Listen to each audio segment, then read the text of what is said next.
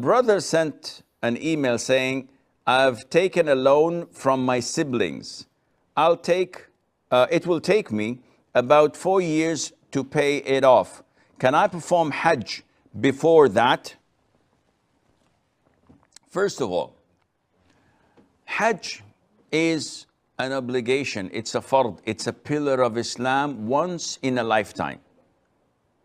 If you want to increase more, alhamdulillah, but this is voluntary.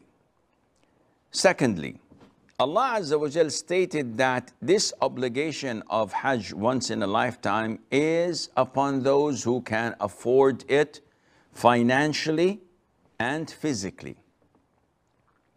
Thirdly, the Prophet told us, alayhi salatu wasalam, that when a person is martyred in the cause of Allah, all of his sins are forgiven, with the exception of his debts.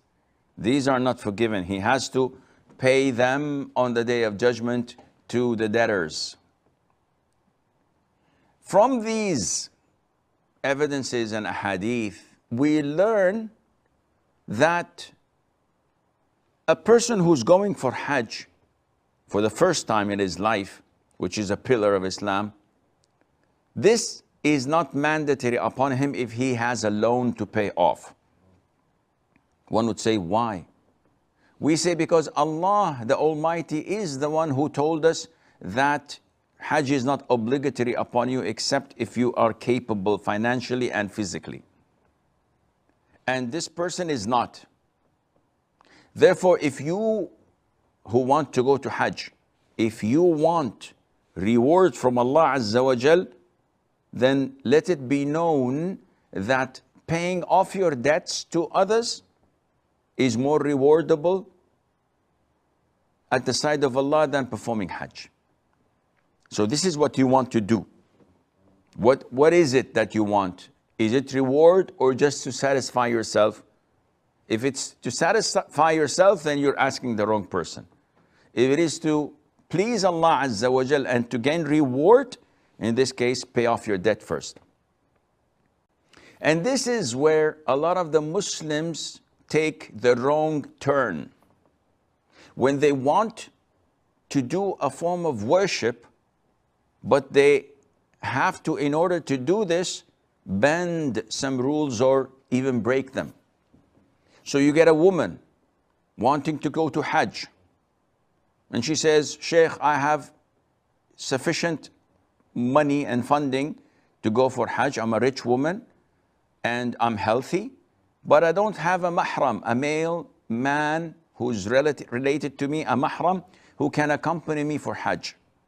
So we say, you're not permitted to go.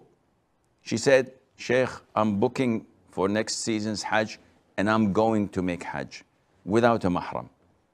So I said, well, this is not my problem, this is your problem. She said, I want to please Allah. And I say to her, no.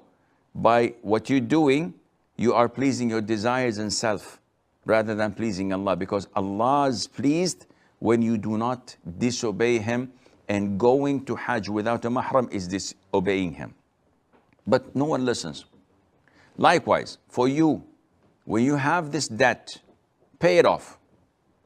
Now, the exception would be if your debt given to them over the next 4 years is on installments. So your agreement with them is to pay them an X amount of money every month.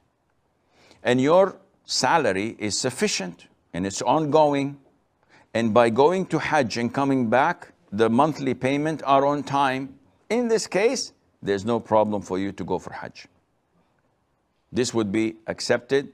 Yet I would recommend that even though you don't go and you try to collect the money of the Hajj, which might mount to 2 or 3 monthly installments, and give it to the people who own it, and Allah Azza wa Jal knows best.